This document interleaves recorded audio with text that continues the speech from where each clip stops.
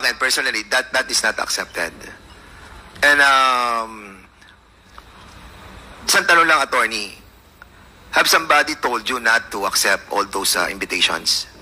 No, Your Honor. It was a. So it is in accordance with the rules, Your so Honor. it's your own Attorney, volition. we will recognize you later because hindi po kayo nag-take ng oath. Okay na po. Chairman. You've already said your piece. Thank Mr. you, Your Chairman. Honor. Congressman May I Paduano, ask you're the recognized. good attorney, what is your role in this? You are not invited, but you are present in today's hearing, and you never take your oath. As Why? legal counsel. What is your presence?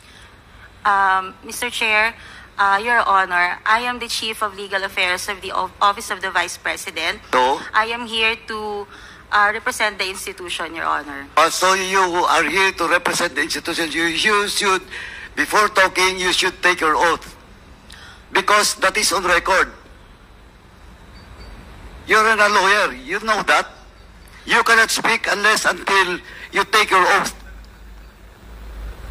That's the rule, internal rules of this House and this committee. You cannot speak unless you take your oath. Or else, I will move to excuse you in this room. Your Honor, if I may, Mr. Chair. Point of order, Mr. Chair. Mr. What is, Chair, what is your point of order? yeah, I take the position of Congressman Paduano. I really don't know why she's here.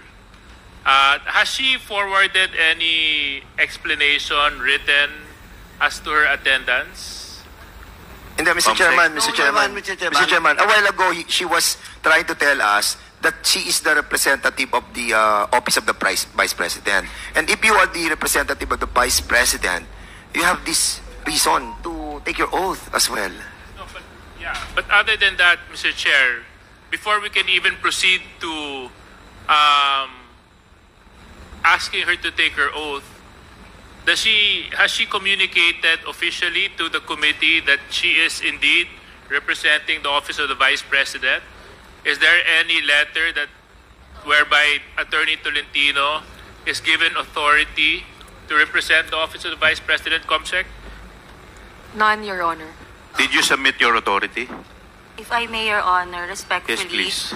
Mr. Chair, can we just call for a 5-minute suspension? Kausapin muna natin kung ano ba talaga kasi 5-minute suspension declared.